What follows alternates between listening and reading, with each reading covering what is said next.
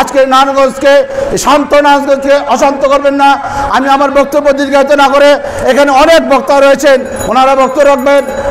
কী জন্য, কার জন্য প্রতিবাদ হচ্ছে আজকে আমি শুধু বলতে চাই ওই তথাকথিত মাওলানাদেরকে। আপনারা মাওলানা সাহেব, আপনারা মিম্বারে বসে কথা বলবেন, আমাদের নবী সম্বন্ধে কথা বলবেন, আমাদের নবীদের সাহাবীদের সম্বন্ধে কথা বলবেন, আমরা সেখানে শিক্ষা গ্রহণ করব। আজকে তা না করে সারা বাংলাদেশে আমি দেখেছি, সারা বাংলাদেশে মুসল্লিরা নামাজ পড়ান এবং জুম্মার নামাজের দিন, সেই দিন খুতবার সময় বিভিন্ন সময় বিভিন্ন জায়গায় নবী সম্বন্ধে কথা বলে এবং নবীদের সাহাবীদের সম্বন্ধে কথা বলেন, আমাদের আল্লাহ রসুলের সম্বন্ধে কথা বলেন, কোরআনের আলোর কথা বলেন। সেইখানে সবাই শিক্ষা গ্রহণ করেন মুসলমানের সন্তানেরা। আজকে আমাদের দেখতে পেলাম আমাদের ওই জিআইটি মসজিদের খতিব সাহেব, উনি মিম্বারে বসে বিভিন্ন সময় প্রতিটা জুম্মার নামাজের সময় তার গীবত গাইতে হবে, সেই দিন সে আগে থেকে সে প্রস্তুত থাকেন। সেই দিন কিছুদিন আগে, গত জুম্মার আগের জুম্মায় আমাদের প্রিয় নেত্রী, যিনি এই বাংলাদেশে, সারা বাংলাদেশে সর্বপ্রথম মেয়র হয়েছেন, মহিলা মেয়র হয়েছেন এবং নারায়ণগঞ্জে এবং সারা বাংলাদেশে গৌরব উজ্জ্বল করেছেন, সেই মেয়রকে নিয়ে কটূক্তিপূর্ণ কুরুচিপূর্ণ বক্তব্য রেখেছেন এবং বিভিন্ন সময় বিভিন্ন মন্তব্য করেছেন, মেয়রকে হত্যার হুমকি দিয়েছেন। আমি ওই মাওলানা সাহেবকে বলতে চাই, মাওলানা সাহেব, আপনারা যাকে হুমকি দিয়েছেন উনি কিন্তু বেঁচে আসেননি, উনি কিন্তু এই নারায়ণগঞ্জেরই জন্মের সন্তান, এই দেবগের মাটির সন্তান, আমার প্রিয় নেতা, আমার রাজনৈতিক গুরু আলী আহমদ চুনকার সন্তান। আপনারা ভুলে যাবেন না, আপনারা বেঁচে এসেছেন, আপনাদের জন্ম দেবগে নয়, নারায়ণগঞ্জে নয়। আপনারা বিভিন্ন এলাকা থেকে এসেছেন, বিভিন্ন জেলা থেকে এসেছেন, তাই আপনাদেরকে হুঁশিয়ার করে দিতে চাই, কাকে হুমকি দেন?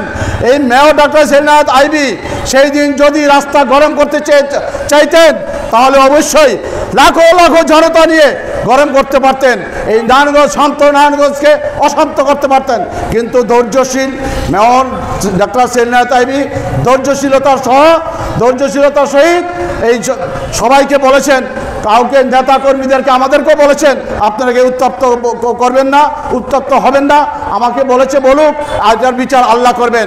তাই আমি বলতে চাই মাওলানা সাহেব, আপনারা আরেকটি কথা বলেছেন শেখ রাসেল পার্ক নিয়ে। শেখ রাসেল পার্ক কার নামে আপনারা জানেন? আপনাদের জানা উচিত ছিল। আজকের এই বাংলাদেশের স্বাধীন সার্বভৌম রাষ্ট্রের সর্বপ্রথম যার ডাকে স্বাধীনতা হয়েছিল, যার ডাকে এই দেশের আবাল বৃদ্ধ বনিতা যারা মুক্তিযুদ্ধে অংশগ্রহণ করেছিলেন, এই মুক্তিযুদ্ধে অংশগ্রহণ করেছিলেন বলে আজকে এই দেশ স্বাধীন হয়েছিল, বঙ্গবন্ধুর নেতৃত্বে দেশ স্বাধীন হয়েছিল। আজকে বঙ্গবন্ধুর কনিষ্ঠ পুত্র শেখ রাসেল, সেই শেখ রাসেলের নামে, এই শেখ রাসেলের নামে পার্কটি তৈরি করা হয়েছে। আজকে পার্ককে নিয়ে আপনি পতিতালয়ের তুলনা করা হয়েছে, পতিতালয়ের তুলনা করেছেন।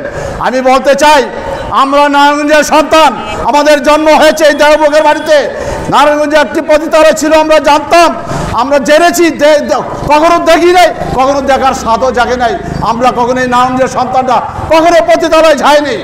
আজকে আমরা বলতে চাই, আপনি পতিতালয়ের সাথে তুলনা করেছেন এই রাসেল পার্কে, যিনি বঙ্গবন্ধুর কনিষ্ঠ পুত্র, তাকে নিয়ে। আমি বলতে চাই, অবশ্যই আপনারা পতিতালয়ে গিয়েছিলেন, অবশ্যই আপনারা সেই কথা তথাকথিত মাওলানা পতিতালয়ে গিয়েছিলেন। তা না হলে পতিতালয় সম্বন্ধে কীভাবে জানেন? আপনি পতিতালয় সম্বন্ধে মন্তব্য করেন। পতিতালয়ে গিয়েছেন বিদায়, পতিতালয়ে ঘুরেছেন, পতিতালয়ে দেখেছেন, পতিতালয়ে যে সমস্ত লোকেরা যাওয়া আসা করে এবং পতিতালয়ে গিয়েছেন বলেই পতিতালয়ে গিয়ে ঘুরে দেখেছেন এবং আপনাদের চয়েস ফুল দেখে আপনারা সেই কাজটি সেরে এসেছেন আমি মনে করি। তাই বলতে চাই, সেই সমস্ত মাওলানাদেরকে হুঁশিয়ার করে দিতে চাই, ফার্দার কখনো আর এই মেয়রকে নিয়ে কোনো কটূক্তি কথা বলবেন না, এই শেখ রাসেল পার্কে নিয়ে কটূক্তি কথা বলবেন না।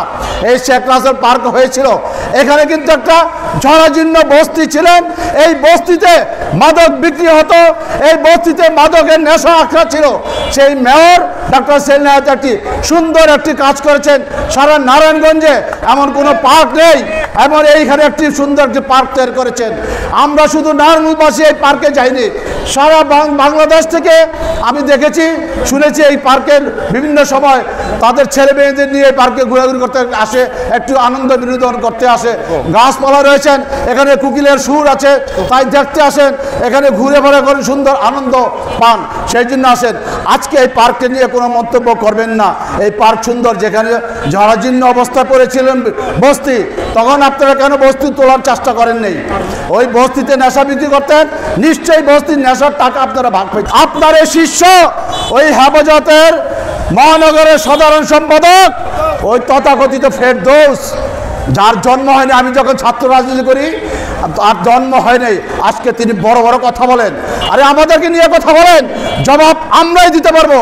আপনার একজন এই বাংলাদেশের একদম আইডল সেই মেয়রকে নিয়ে কথা বলেন। আপনার মাদ্রাসায় সেই দিন দেখেছি পত্রিকায়, আপনার মাদ্রাসায় বলাৎকার হয়েছে, আপনার মাদ্রাসায় বলাৎকার হয়েছে।